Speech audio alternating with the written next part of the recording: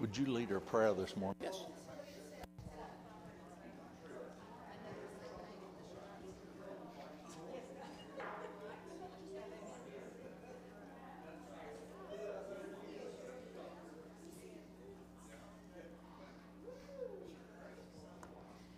Wipe my eyes.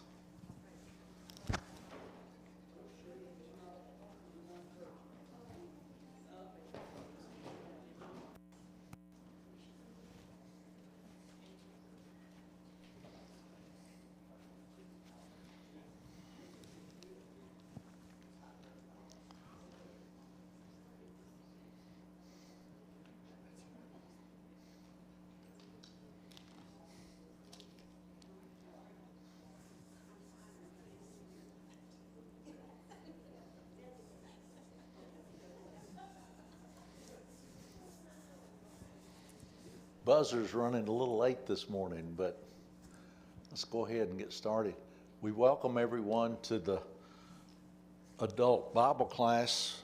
We're going to be studying about Moses and his climb up and climb down on Mount Sinai this morning. Before we get started, any sick that we need to keep in mind and pray for?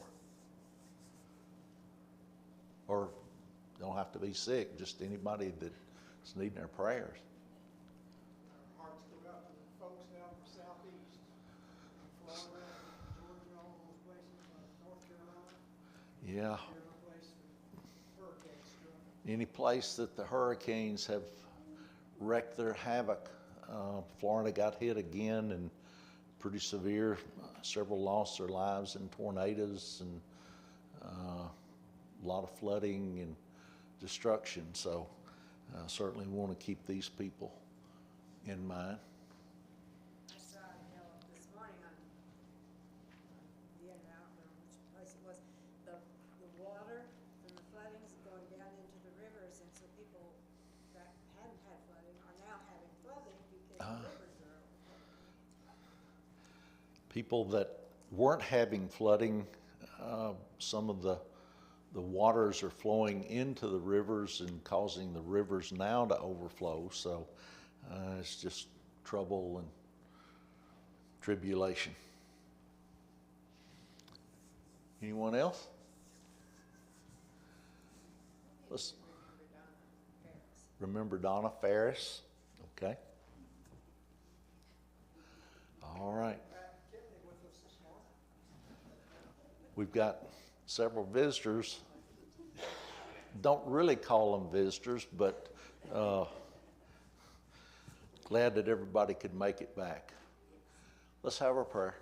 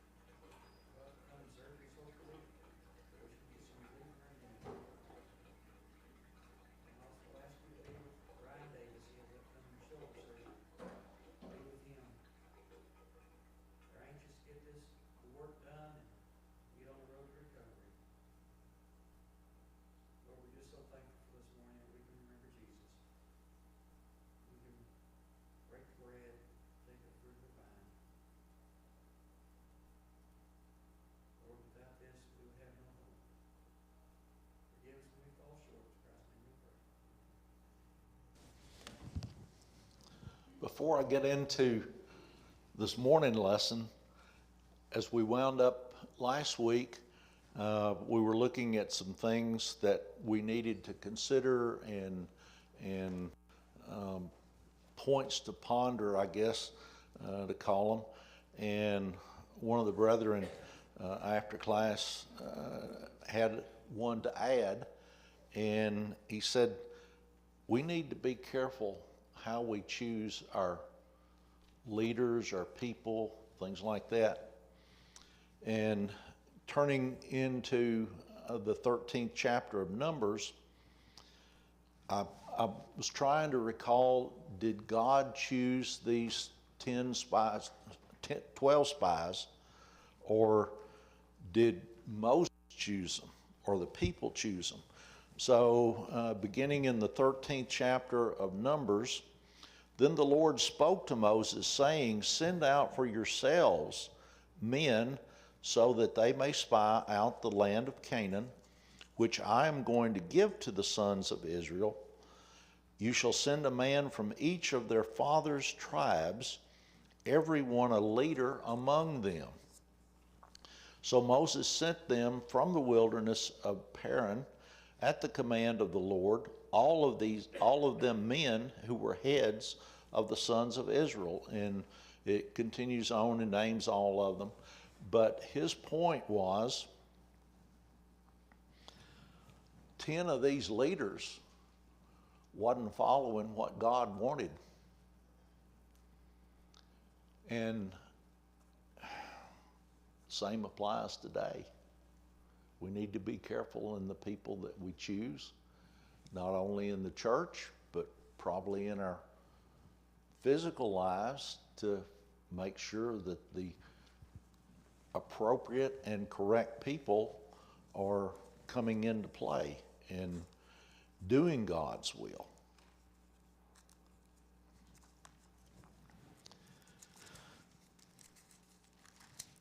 Okay, we're talking this morning about Moses and Mount Sinai. Getting into this and doing my study and research,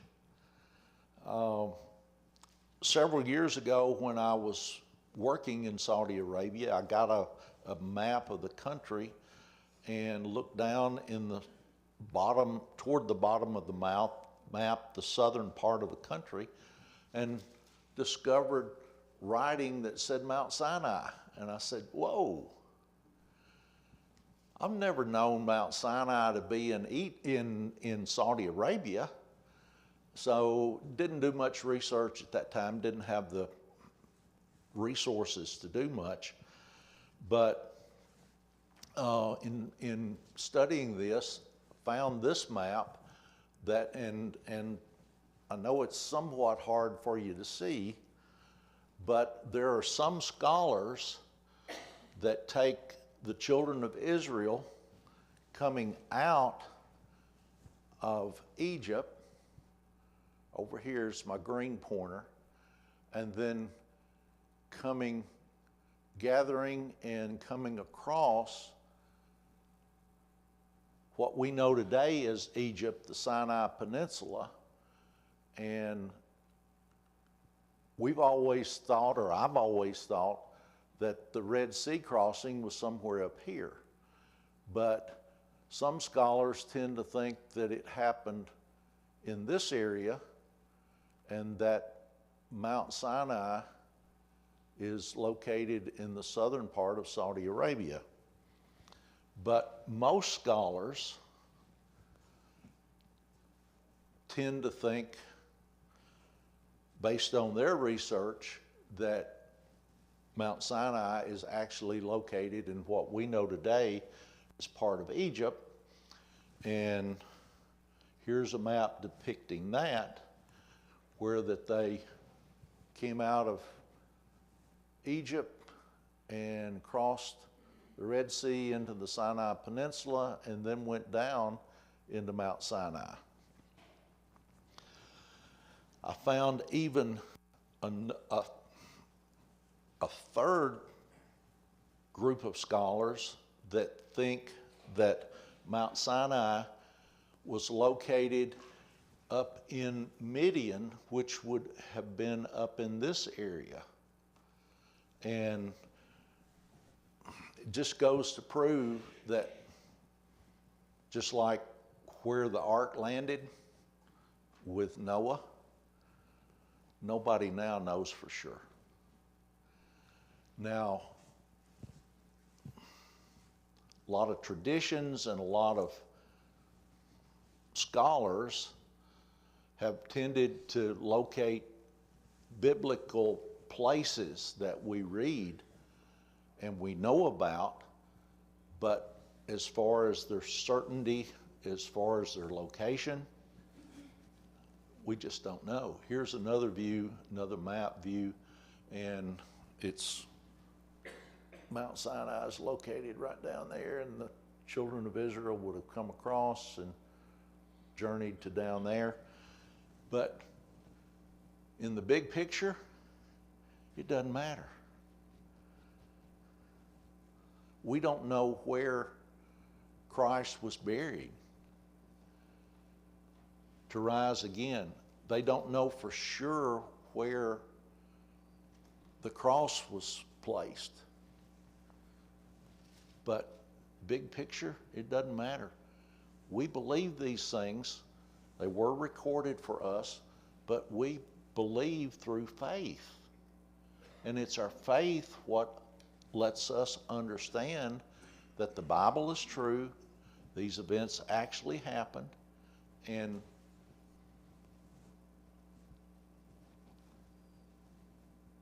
there is no worry about where certain things took place. God tells us, scholars tell, or holy men through God's direction tells us through the Holy Spirit in their writings, so we know these events took place. And I was thinking in doing my study, was thinking that I knew of two times that Moses went up to Mount Sinai, but he actually went up more times than that. So anybody want to take a guess?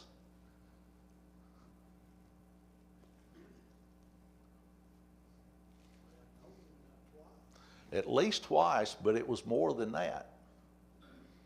And we'll go through them this morning. Most scholars agree on that Moses actually ascended and descended Mount Sinai 8 times. And that's recorded in the book of Exodus, but you got to really read and understand what he's doing each time. He only went twice to get the tablets of stone. First time to get them, and that God had written on them, and then he came down. What happened? That they were destroyed.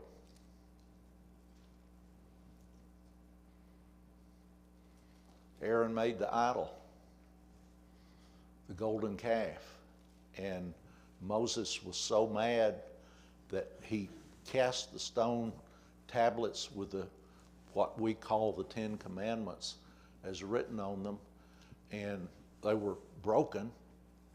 So after the punishment that the people had to go through for that, then God brought Moses back up on Mount Sinai to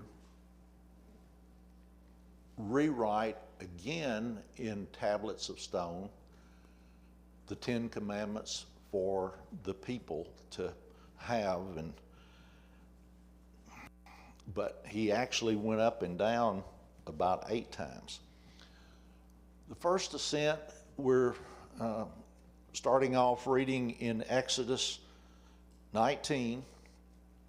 And after the exodus from Egypt, they brought the people out of Egypt on the first day of the 3rd month. And this is starting in verse 1 of Exodus 19. In the 3rd month after the sons of Israel had gone out of the land of Egypt, on that very day they came into the wilderness of Sinai. When they set out from Rehodim, They came to the wilderness of Sinai and camped in the wilderness, and there Israel camped in front of the mountain. I'll also say that some scholars think that Mount Sinai was a very tall mountain and approaching 7,500 feet in elevation. Other scholars think that it had to be a volcano because of the cloud and thunder and the earth shook and lightning was present, which are present around volcanoes sometimes, but I don't necessarily think that it had to be a volcano.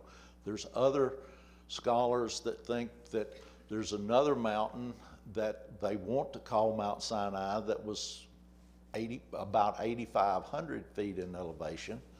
And then some think that, well, it wasn't a very tall mountain at all. It was a mountain, but it didn't necessarily have to be that tall. So, but again, we just don't know.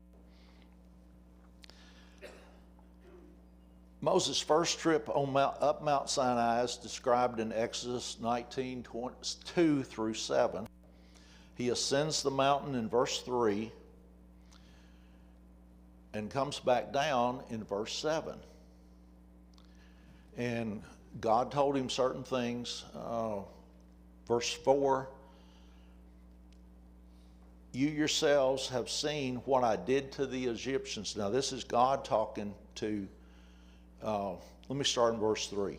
Moses went up to God, and the Lord called to him from the mountain, saying, thus you shall say to the house of Jacob, and tell the sons of Israel. So this is God speaking to Moses, for Moses to instruct all the children of Israel.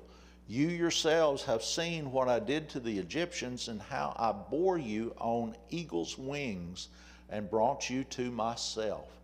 Now then, if you will indeed obey my voice and keep my covenant, then you shall be my own possession among all the peoples, for all the earth is mine. And you shall be to me a kingdom of priests and a holy nation. These are the words that you shall speak to the sons of Israel. Just imagine what God's saying. You are my people. You are my nation. Just as God tells Christians today, you are my children. Now, any of you that are parents know that relationship. Yes, there are families that disown their children, don't want to have anything to do with them. But for the most part, that relationship comes in and it's pretty tight. God is saying the same thing to these people. You are my children. I'm going to make you a holy nation, set apart from the rest of the earth. But it took obedience. You have to obey what I'm going to tell you. And that's where the children of Israel had their problem. Verse 7, so Moses came and called the elders of the people and set out before them all these words which the Lord had commanded them. So we've got the ascent and descent. He went up, he came down. First time. Look at verse 8 in Exodus 19. All the people answered together and said, all that the Lord has spoken, we will do. That's pretty powerful too. They had agreement. They had understanding that this is Jehovah God, and we're going to do what God tells us to do. And Moses brought back the words of the people to the Lord. So, second ascent, Moses returns to the top of Mount Sinai in Exodus 19:8, when Moses now is back talking to Jehovah. Verse 9, the Lord said to Moses, "Behold, I will come to you in a thick cloud, so that the people may hear when I speak with you, and may also believe in you forever." So Jehovah now is telling Moses that I'm going to let all the people hear me, not just you. Even though you're my spokesperson, you're my leader, I'm going to let all the people hear my words.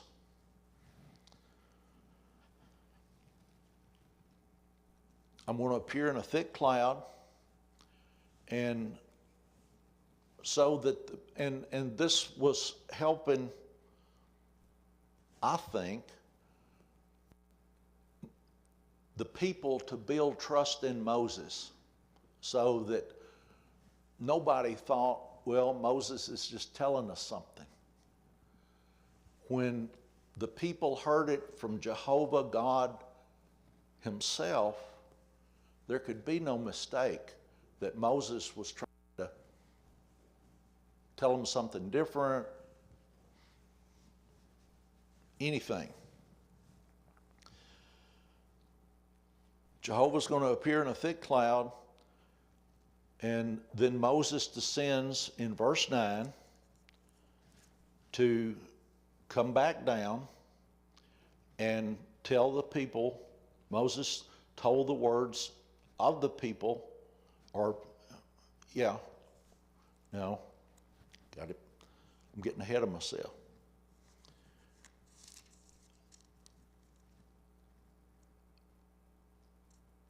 And that verse 9, the people may hear when I speak with you, and may also believe in you forever. That's another serious point.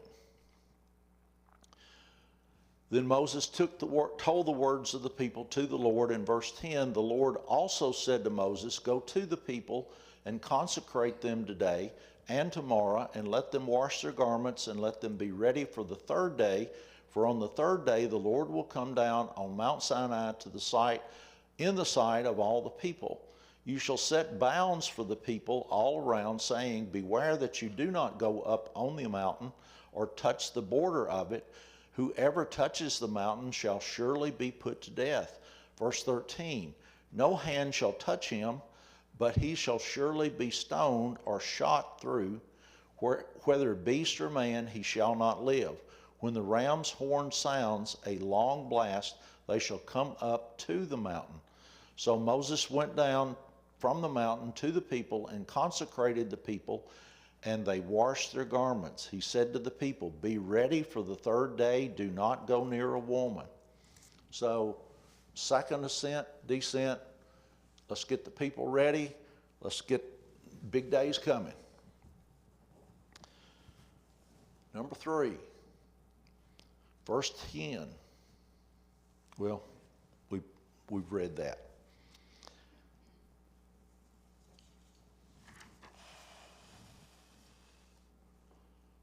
And here's where there's some discourse or discord, probably, in scholars. Some attribute these words that we've just read to the second ascent. Some scholars separate them and said this is a third ascent. So when I said Moses has climbed 8 times, it could be 7 or it could be 8. There's still disagreement on that. And I haven't formed an opinion yet. On the third day, God speaking to Moses again, and there was thunder and lightning with a thick cloud over the mountain and a very loud trumpet blast. This is in verse 16. Moses brought the people out of the camp in 17 to meet God, and they stood at the foot of the mountain. Now, this was not a small number. Remember, we're talking at least 600,000 men, and scholars extrapolate that out and say, well, with the women and children, it could be anywhere between 1 and 3 million people. I've read estimates. So we're not talking a couple of hundred people here. We're talking a multitude of people. Verse 18, and now Mount Sinai was all in smoke because the Lord descended upon it in fire, and its smoke ascended like the smoke of a furnace. And the whole mountain quaked violently. When the sound of the trumpet grew louder and louder, Moses spoke, and God answered him with thunder.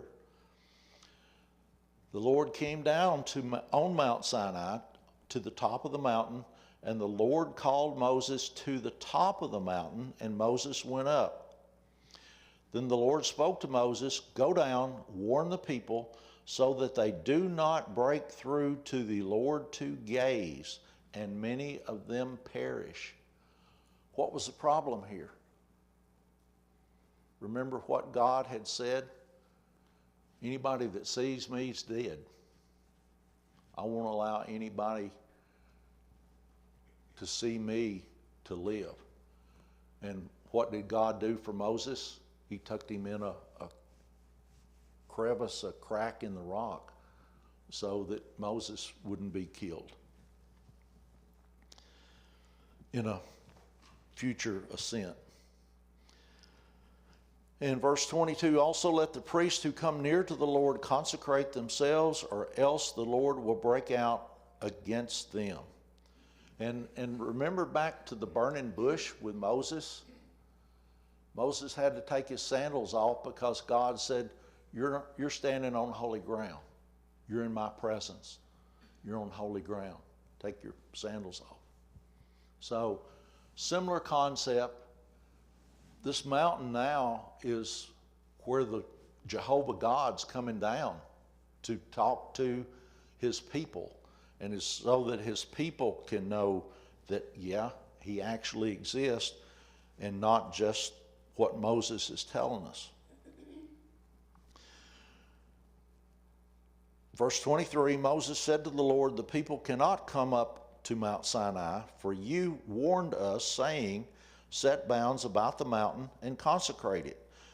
Verse 24, then the Lord said to him, go down and come up again, you and Aaron with you, but do not let the priest and the people break through to come up to the Lord, or he will break forth upon them. So 25, so Moses went down to the people and told them. Fourth ascent.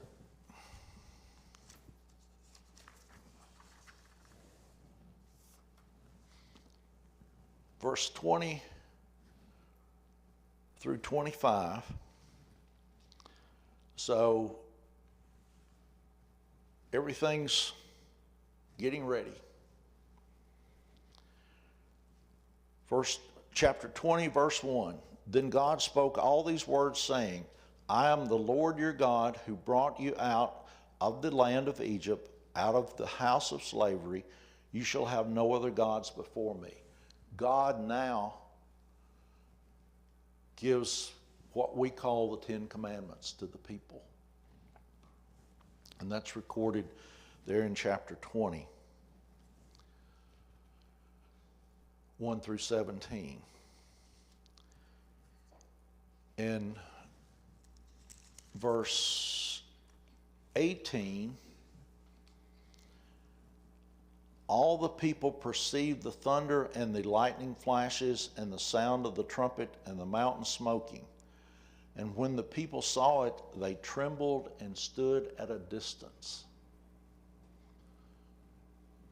Hearing Jehovah, seeing the cloud, the smoke, the thunder, the noise, they were scared. Really scared. So much that they're trembling. You ever been that scared? Not much. But if you're trembling, you're really scared. The people were really scared. And had a good, they should have been. I can't imagine what I will feel like standing in the presence of God when my soul makes it to heaven. I mean, we understand fear and trembling as a person, but what's our soul going to do?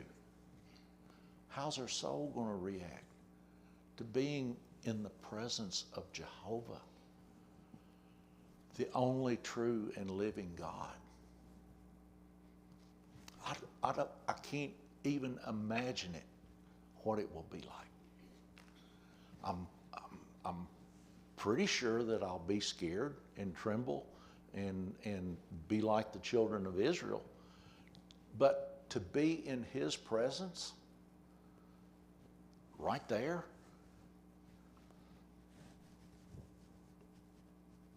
we just don't know. Verse 19, then they said to Moses, speak to us yourself, and we will listen. But let God not speak to us, or we will die.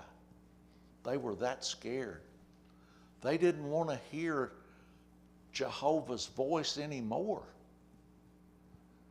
Think about, put yourself in their place. What would you feel like? Would you be that scared? Probably not now, knowing what we know about God and how things have come about. But all the children of Israel knew was what they were getting through Moses. Now, they had seen the miracles. They had to have known that all these miracles were coming from Jehovah because Moses had told them. But it was still hard for them to comprehend, to wrap their head around.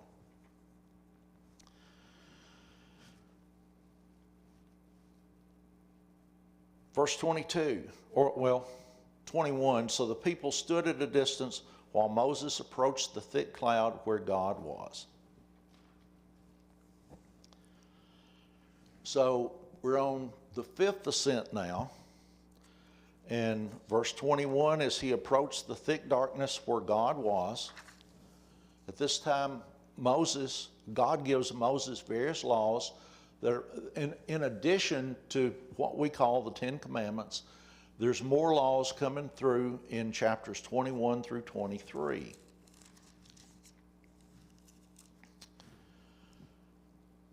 Along with that promise that God's going to give them Canaan, the promised land. Tells them this again, and there is no doubt.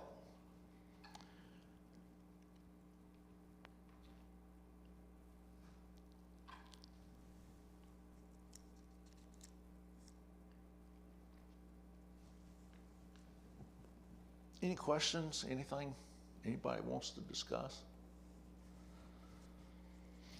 Okay, chapter 24 of Exodus. Sixth ascent and return. Verse 1, then he said to Moses, come up to the Lord, you and Aaron, Nadab and Abihu, and 70 of the elders of Israel, and you shall worship at a distance. So instead of only Moses coming up, now Moses is to bring Aaron, Nadab and Abihu, and 70 of the elders.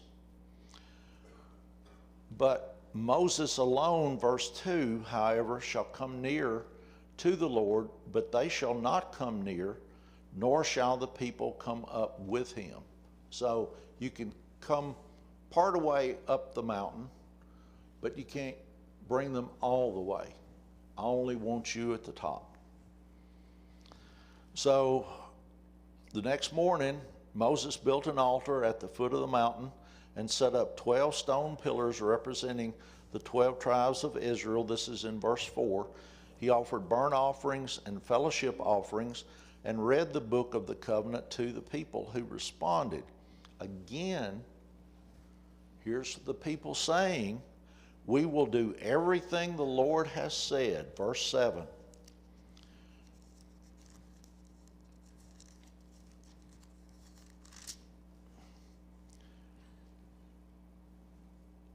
All that the Lord has spoken, we will do, and we will be obedient.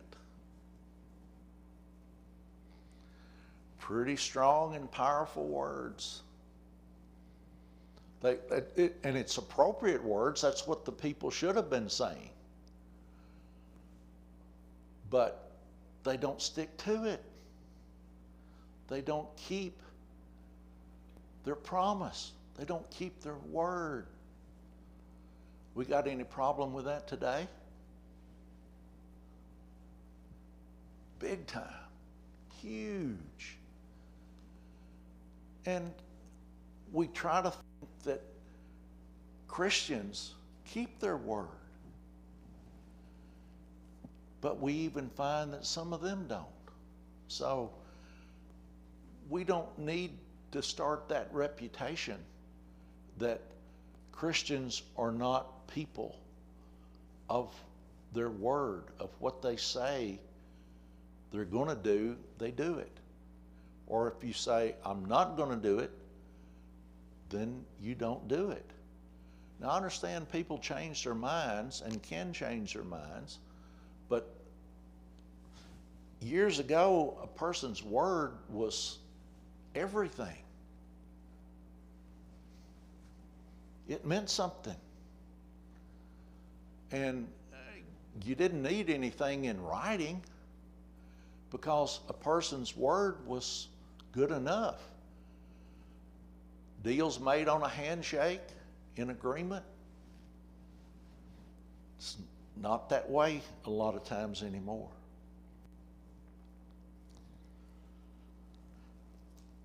To ratify this covenant, Moses sprinkled the people with the blood of the sacrifice in verse 8. After the ceremony, Moses, Aaron, Nadab, Abihu, and the elders ascended the mountain, and there they saw the God of Israel. Under his feet was something like a pavement made of lapis lazuli, and I don't know what that is, but it's as bright blue as the sky. This is verse 10. Amazingly, God allows these men to live even though they had seen God. Now, I don't know, I got a lot of this from a website called Got Answers, Got Questions, Get Bible Answers. And there was no authorship listed for all this, but God's a being of his word too. And if he said that you're not going to live if you see me, I don't think that these others actually saw God, just like Moses didn't really see God. They saw his form in the cloud. They heard him, but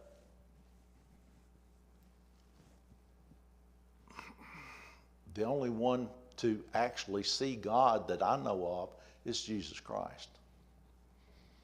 And he's there right now in heaven beside him. But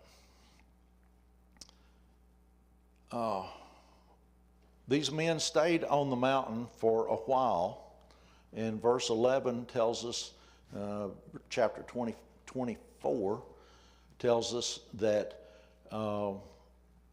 they even saw God in whatever form God allowed them to see. and they ate and drank. Verse 12, now the Lord said to Moses, come up to me on the mountain and remain there, and I will give you some tablets with the law and the commandments which I have written for their instruction. So here's where the first tablets of stone come into place. Verse 13, so Moses arose with Joshua his servant, and Moses went up to the mountain of God. But to the elders he said, wait here for us until we return to you. And behold, Aaron and Hur are with you, and whoever has a legal matter, let him approach them. So they had the disputes worked out. Verse 15, Moses went up to the mountain, and the cloud covered the mountain. The glory of the Lord rested on Mount Sinai, and the cloud covered it for 6 days. And on the seventh day he called to Moses from the midst of the cloud, and to the eyes of the sons of Israel the appearance of the glory of the Lord was like a consuming fire on the mountaintop. Moses entered the midst of the cloud as he went up to the mountain, and Moses was on the mountain 40 days and 40 nights. This is significant in that Moses was up with Jehovah so long that the people didn't trust Jehovah. They stopped trusting Jehovah. And they thought Moses something had happened to him. He had been killed, died, they didn't know. But then this is when Aaron starts getting the people in trouble. But consider this.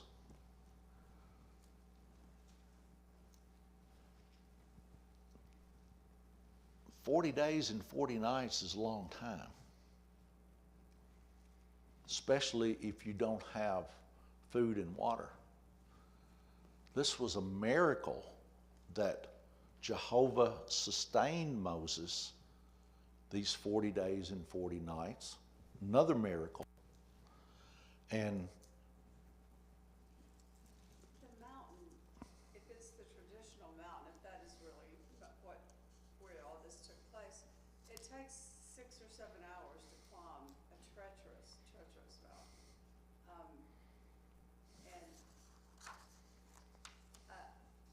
you know, Moses had to go through a lot just to climb that mountain, because it was hard, and he was an older guy at that time.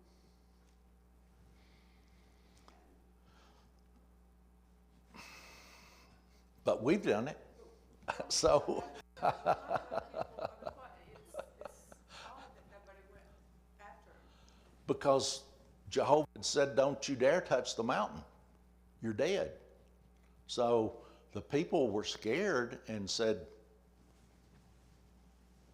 we don't know what's happened, but we can't go up to find him.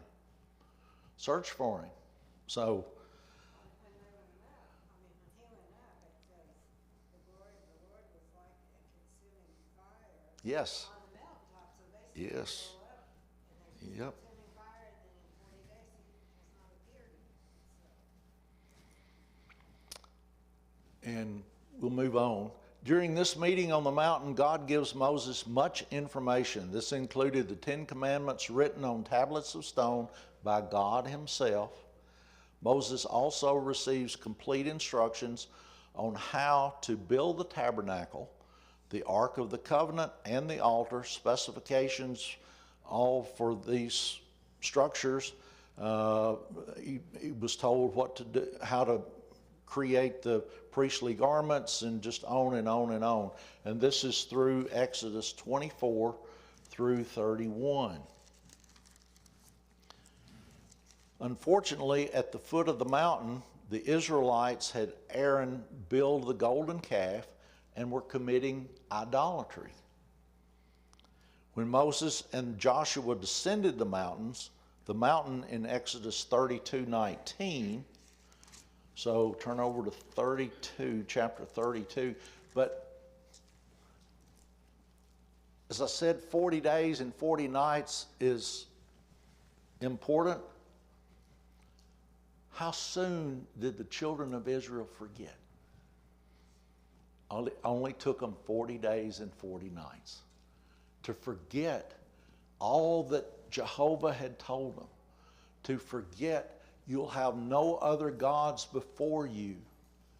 And yet the people thought, we've lost our leader, so Aaron, you make us a golden calf that we can worship.